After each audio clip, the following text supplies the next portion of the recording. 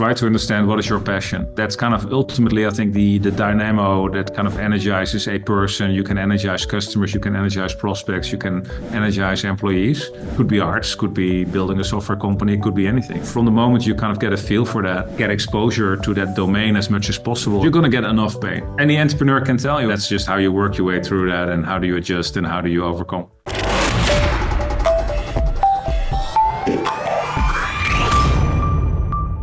Hey there, and welcome back to CEO Tech Live. I've got a great one coming your way today with Jouk Pleiter, who is CEO and founder of Backbase, the leading engagement banking platform provider, building the only best-of-suite banking platform in the world. Now, Backbase, if you're not familiar with it, they are a financial technology company on a mission to re-architect banking around the customer. Jouk's bootstrapped and scaled the company for the last 20 plus years to north of 300 million in annual recurring revenue. And now he's on a journey to double the company again in the next 3 years. Jouk, welcome to CEO Tech Live. Thank you, Ben. Good to see you. So one of the big words that just came out of this is engagement banking. What is engagement banking? Yeah, the term. It's a mouthful, Ben. I think what we do is that we are trying to modernize one of the largest industries in the world, which is the banking industry. And boy, that industry is kind of held captive in a lot of legacy.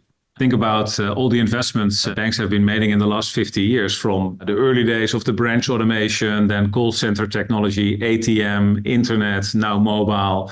But the result of that is a lot of technology that is basically duct taped together. It's kind of, it became uncontrollable up to the level where banks have to spend up to 80% of their IT budget just on maintaining all these legacy applications, right? So it works, but it is extremely expensive. And it also makes the bank very slow. If you compare that with new challengers, if you compare it with, platform businesses, the operating model probably will not survive. So change is needed. And I think that's where Backbase comes in. So I bet the word, or what comes to mind when you hear the term tech debt? Yes. What comes to mind? Yes. What comes to term? What comes from your standpoint? A lot of things, but like technical debt is basically it is preventing people from allocating valuable money into customer value. You basically have to spend money on stuff that is not making you any progress. You just need to keep the lights on, right? So, and there's so many examples of it, but especially in the banking and in the fintech industry, over the decades, people have been forced to do a lot of bespoke software development, like custom development. People were forced to do a lot of system integration, all with good intentions. But now if you wake up today, platforms like Uber or Netflix or Google, they are not architected like the bank, right? They are typically architected cloud ready, a single platform that is orchestrating all the customer interactions. Look at an Uber. It is the same platform is supporting the restaurant, it's supporting the driver, it's supporting the consumer, and it's kind of orchestrating all these different movements and these different journeys on a single platform. And it's lean and it's efficient and it's agile and you can innovate on top of it. So we basically live in a platform era. It's going to be accelerated by AI technologies even more so. And then you're there stuck with 50 years of bespoke system integration. That is probably not sustainable and that's not competitive. So something needs to change. That's a lot to overcome. And I was reading one of your posts and you threw in there the word platformification. Talking about a mouthful, a platform. So when you say platformification, you just use the word platform. What do people most need to understand about that term in terms of how it's going to be? I think a platform in my mind is basically an IT stack that is ideally, built up from the ground with a bunch of, let's say, layers. But you need an integration layer to connect to legacy. You need a layer where you can harness all your data and where you can do your machine learning stuff. You need a layer where you manage the security and the access right of et cetera. You need a layer for workflow, et cetera. Historically, all that logic is kind of in a lot of different monolithic applications, right? So that these monoliths are not going to help you, and all the system integration spaghetti between the monoliths is probably making it even worse. So ideally, I think with a platform, you are going to at least a technology stack that is relatively clean, where you have common capabilities that you can repurpose and reuse for pretty much every customer journey. I really think that is kind of ultimately for whatever industry you can apply this, is that you've got a nice, clean, greenfield technology stack with composable capabilities. And then on top of that, you can reimagine your journeys. Yeah. A lot of people are not doing it because they kick the can, because it feels a little bit like boiling the ocean, right? So they stay in this legacy trap, but ultimately you need to kind of get out of the trap. So I think there's a roadmap. I love that. And you know what? Every listener on here that does online banking can probably tell their journey for the most usually is not built around them, right? It's built around the bank, their legacy systems, security.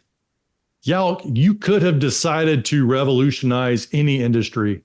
Why go after the one that's the most complex, the most security grounded? Yeah. And here you are talking about reorienting, as you say, some people feel like they're about to boil the ocean to tackle it. Why go after banking?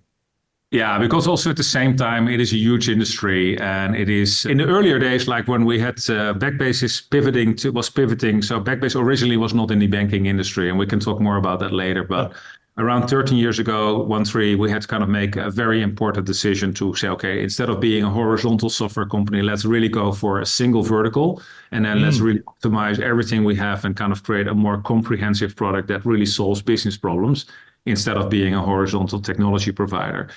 At the time, and still today valid, what is really interesting about banking is that if you look at the traffic to these portals, it was high frequency and also high intimacy. If you compare the traffic to an insurance portal or to a healthcare portal, in many cases the traffic is much lower. So we felt like, hey, this is an industry where the role of digital, at the time it was online, later it became mobile. People are using these applications pretty much on a daily basis, and with mobile it even became more intense. So high frequency, high intimacy, and it's a very large industry. So by combining all these things, that was the original choice for Backbase to decide and go 100% for the banking vertical. It makes a lot of sense. So you went for a huge opportunity, but one that would require a ton of work. Yeah, and it requires a lot of persistency and perseverance. Because changing an industry that's grounded in security is not easy, no doubt. Well, and interestingly, I think the security issue, you might think that is kind of the main obstacle, but I think the security issue is not the main obstacle anymore. The banking industry is happy with the way how we handle the security and all the different layers you can apply. They are now more comfortable to do these things from the cloud. I think it's more kind of re-architecting around the customer and kind of basically go through all the change required. So I think the resistance to change, or that some of these programs can be career limiting moves, right? Because there's a lot of risk involved. I think that's kind of the real bottleneck at the moment. Yeah, you've had success in your career as a banker. You've grown, you're doing well. And now someone's saying, hey, here's this other way. It's going to make it way easier for your customers. Well, you think you're already doing pretty good. Yeah. Why take that risk? And that's where you guys come in, right? Yeah. And I do think you see a natural matchmaking between Backbase and banking executives that are more progressive, or we call them the change makers. That's also what we typically work with. You see changes in the C-suite where people really come in and say like, hey, the future is technology oriented. We need to go for simplification of our IT landscape. We need to become customer first. We need to kind of embrace digital. So those changes in leadership and setting an ambitious transformation program, that is typically for Backbase an important signal, let's say propensity to move and to change. It's an important leading indicator. Yeah, it makes so much sense. And that's why we have CEO Tech Live, right? And working with Hexaware with this on this awesome podcast, because the change makers have a hard road to go. They need resources. They need a network. They need a community to support them. Now, thinking about bootstrapping this company to 300 million, you've probably had to have some sources of inspiration along the way to keep going. What's been yours? I think my main source of inspiration and also kind of re-energize yourself is basically building success upon success and having a view that if you come to the market with a vision and people buy into the vision, to me, that's very energizing. And of course, you have ups and downs, and of course, you have setbacks. But overall, every year we've been able to kind of make good progress where people actually say, you know what, the vision to transform this industry, the vision to kind of make it customer centric. I believe in that vision, and I want to travel together. Originally, you really work with early visionaries, and then more recently, you kind of really it becomes more mainstream. But I think that always has been very encouraging to me, because I think fundamentally, whenever you doubt or whenever you're down, I go back to but the key principles of why are we doing? Is this still true? Does this industry need to change? Yes. Is it going to happen? Eventually it's going to happen. All right. Do we have the support of great people and great banks in this journey? Yes. Count your blessings. Okay.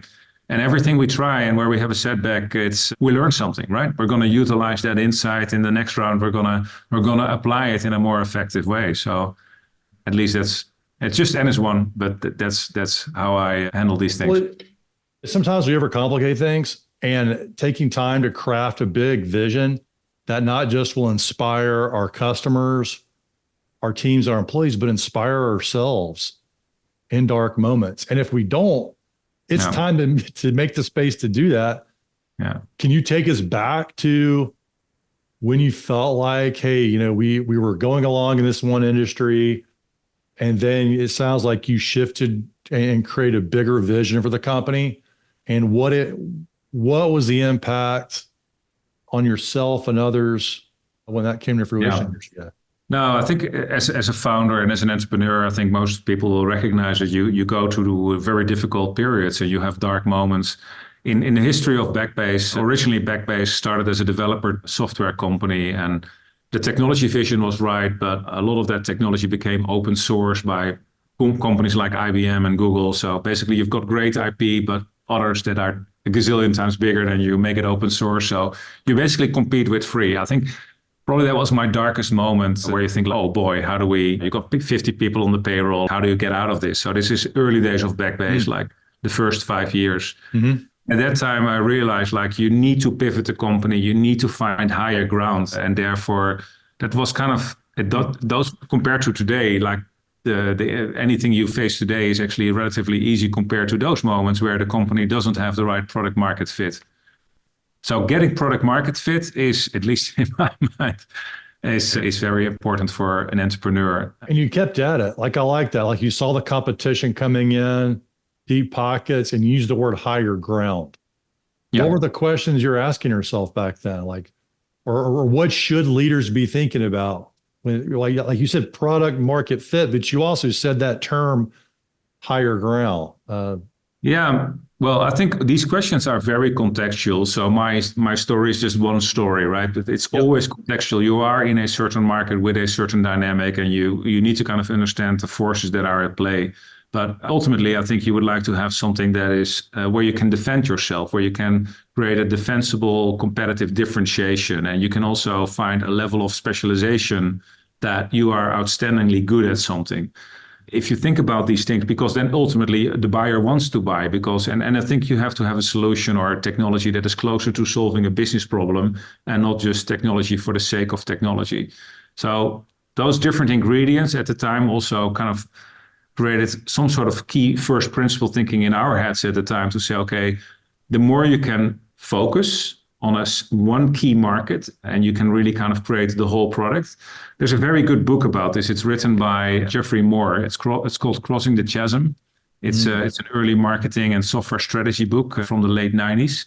And it basically says, if you are in a big ocean and you're competing with everybody, you're not going to succeed. You need to find a smaller pond where you can be a bigger fish. So it basically, the strategy is identify your target market, understand the buyer completely, and then take your key assets and create a compelling differentiating solution. I think roughly that's the formula. So what a great formula. And what was it like for you? So you were out there competing in lots of different industries with your technology. Then you started to focus and started to get wins. What was the feeling like for those entrepreneurs out there, business leaders who haven't had that kind of momentum yet? Yeah. Now, Ben, like at the moment, originally it's just theory, right? You read the book, you've got the philosophy, and you're finding like, how can I apply this? And I had a couple of years where I felt like I cannot apply this. I cannot find that key market. So it didn't happen like this. And you need to build conviction. So in our case, we started to experiment with a bunch of vertical solutions. We had a horizontal technology at the time. We said, okay, let's do a telco solution. Let's do a banking solution. Let's do a healthcare solution. And just at product marketing level, we started to kind of package these concepts, and we're basically creating the storyline, the value proposition, the sales pitch, the demo. And it took us roughly 2 years just to see, based on those 4 key market concepts, which one actually got the most momentum. So it's not like you wake up one day and you say, let's go do this. Like you start, in our case, and I would recommend others to do the same thing, just run a B test or run an experiment where you basically, the market will tell you where you will see the biggest uptake. And around 2013, by running this for 2 to 3 years, roughly 50% of our customers at the time were banks. And I still remember, like with our marketing lead at the time, we decided to switch the homepage to a 100% banking message. And at that time, still 50% of your customers are non-bank. So those are these kind of moments in time where you. What did that feel like, that moment when they did that? Like, yeah, you remember that, right? Biting your nails. Like now we go. Yeah. But then you're already 2-3 years into the experiment, so to say. So you have enough conviction to say. So someone said, like, you first shoot a lot of bullets before you place the cannonball, right? You have to calibrate the engine to build conviction that, there's something worthwhile before you bet the farm on it.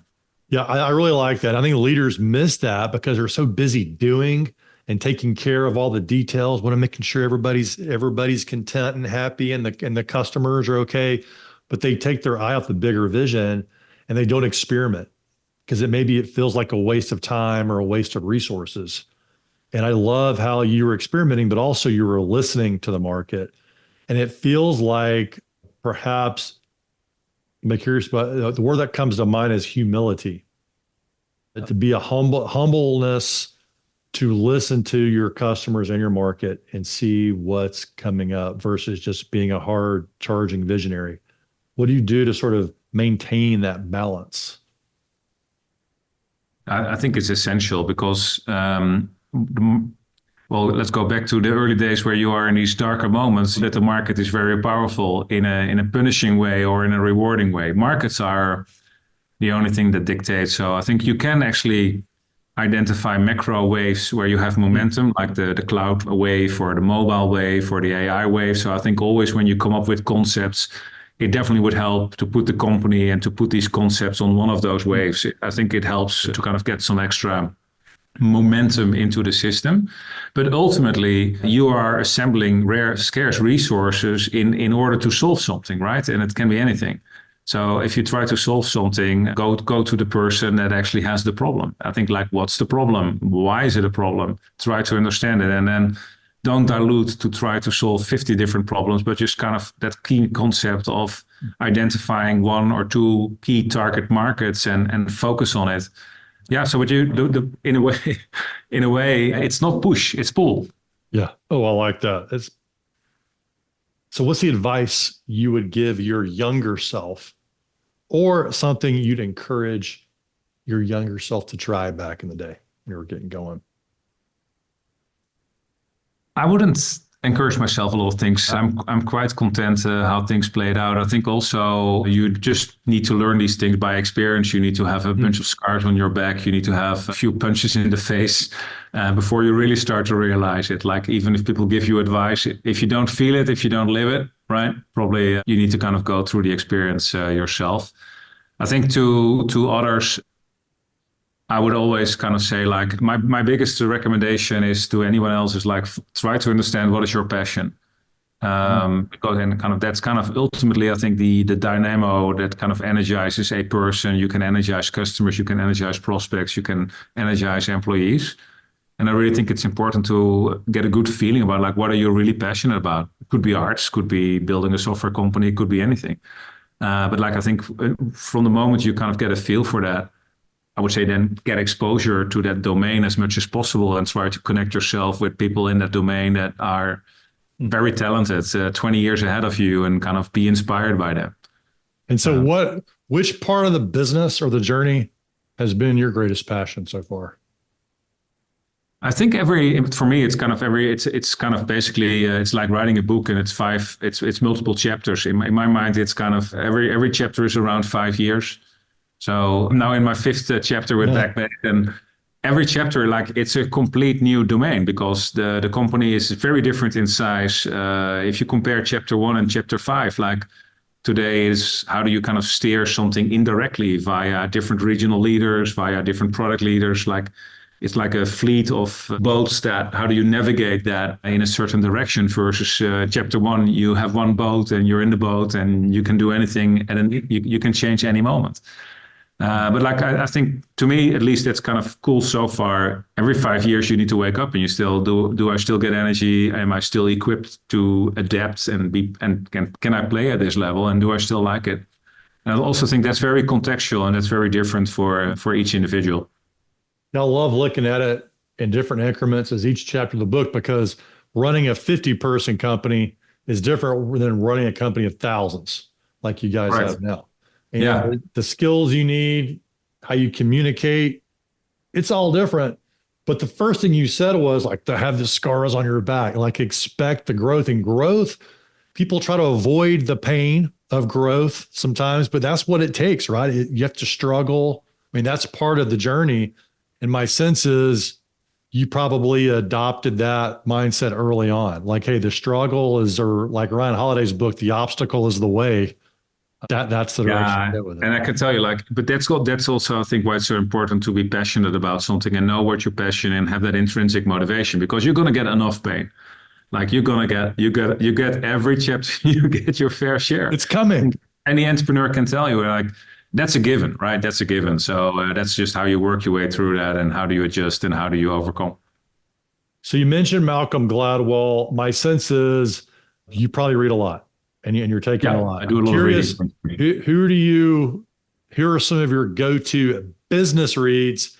And if you've got a few that aren't business, but more like inspiration or something like that, would you share with us? Well, on the business side, I went on holiday in August, and I reread a couple of books from Jim Collins, from Good to Great and Build to Last and Entrepreneurship. And what is very interesting, I read these books maybe 15 years ago, and at that time, they didn't really resonate with me because they were describing bigger companies. And so after, and now that's you. Now I realize, like, hey, I do recognize a lot of these concepts in Backbase, and they are quite useful. So, those are really, but it goes, for instance, in that concept, it goes back to, like, what are your core values? What is your core purpose?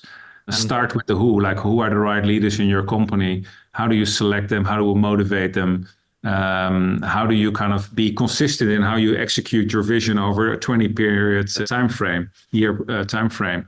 How do you set your big, hairy, audacious goals for the next 5 or even 20 years? Like, and how do you train that in a company to make it independent from the founder? So right now, apparently in this 5th chapter, those are topics that click and you get inspiration. So you spent a while on the flywheel, I suspect, where he talks about the power and energy it takes to get the wheel going. Are you on the other side of the flywheel now? Do you feel like your momentum's kicked in? There's definitely momentum, but I think this is also the pain and the frustration of any entrepreneur. The flywheel sometimes gets stuck. People don't understand the flywheel. You have to remind people about what is the flywheel and what makes it go. And so I think these things are never a given. So there's certainly momentum for sure, but there's also these obstacles, or let's say called sand in the engine, that basically fight the flywheel. And especially with a larger organization where people not always get it. And I think that's kind of the key insight now in how to kind of mobilize 2 or 3 or 4,000 people to work in a concerted effort to kind of accelerate the flywheel.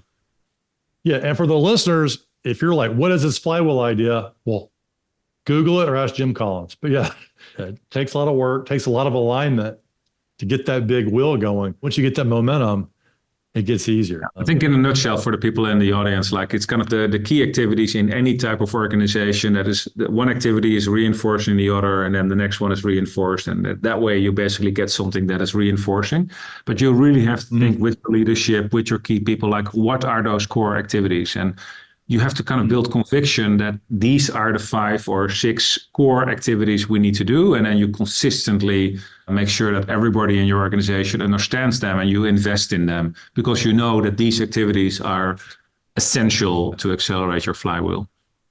Yeah, I really like that word conviction because the word focusing on these activities, focusing earlier, like you've been able to refocus yourself and the organization early on when you pivoted. But getting to that point, people are like, well, what do I focus on? It takes that conviction to get there. Do you have a methodology or a process to get to this point of conviction? Well, I think like there's a lot of smart people in every organization, and you also should hire for people that have a high level of autonomy in how they think. I think the concept I really like is first principle thinking. Like don't look at politics, don't look at interest between departments, but force any leadership team to skip all of that and just focus at what is the root cause problem. Ask 5 times why. Why is this important? Why? Go to the essence. And then I think you can just apply common sense to kind of the fundamental powers that are in play. But like a lot of people, they basically do the fluffy stuff. And I think you really should kind of remove all of that. I love that you brought up the 5 whys. I worked at Honeywell years ago, and that was the first thing when we went through the Honeywell operating system was the 5 whys. At the time, to be honest, I hated it. But if you're willing to go there, you're willing to ask why on multiple levels. And for those of you listening, like, what is this? It's just asking why. And just like Jouk's talking about, like you're cutting through all those surface level reasons to get down to first principles. And it's a powerful way to live, really. Yeah. And if you can do that in a good way with your team members and they can do it as well with their team members, then you really get people focused on the stuff that matters. So one of the most fun things is to do it with someone who's never done it before. And see if they will actually go to 5 before they walk out on you. They're frustrated. It can be a bit frustrating, indeed. It can be a bit frustrating. So starting to wind this up, y'all, what's it been like working with Hexaware so far for you? I think they're a very motivated bunch of people. I see them being on top of their game. They are eager, and I'm grateful for their support. A very nice digital-first interactive agency. So very well aligned with kind of the digital transformation, agile way of working, great user experience. Kind of 10 years ago, that was not very common with larger system integrators. It was kind of more volume-based and more classic IT. I think it's now a perfect combination of the digital DNA and the digital strategic transformation DNA. Combine that with the scale of a global system integrator with the drive and the energy the guys are bringing to the game. So it's a great partnership in that context. Okay, so I'm gonna turn the mic over to you and just let you put this for a parting message for the listeners. You can take it in terms of a leadership perspective. You can take it from advice to rising leaders, any direction that you're feeling inspired right now, my friend. All right. I have to pick something, I guess, right? Maybe the hardest question of the day. The hardest question of the one that you get to pick. Yeah. Well, I mean, like N is one, right? I like to be humble here because I think everything is contextual and to people. But like one of the things that could help you either as an individual, if you want to make a career, you want to build a company or you're running a company, I believe in a couple of things. So one is understand the passion and the ultimate drive of yourself and the people around you. I think drive is underrated I really would go and bet on it. And that means passion and intrinsic motivation to make impact. I think that is, if you have that, you can unleash massive power, 10x more than people that just look at compensation only. I think then kind of creating an adventure together, like, hey, what's the mission? What are we going to go? What are we going to attack for? Like mission as in something you want to accomplish together. And then kind of it's basically a game. So, and I think like you want to play it, of course, at Champions League, I would say, play it at the Champions League level. Why not play it bigger? Be ambitious, be bold, and you can basically test and see how far you can come. And I think if you think bigger, you will get further. So if I had to choose between think small or think big, I probably would choose the latter because it kind of creates more space. Doesn't mean that you are there straight away, but at least you think like it and you can kind of over the years, you can see if you can grow into it. I really like that ending on that reframe. Hey, think about it as an adventure for you and your team and your business. Think about it as a game.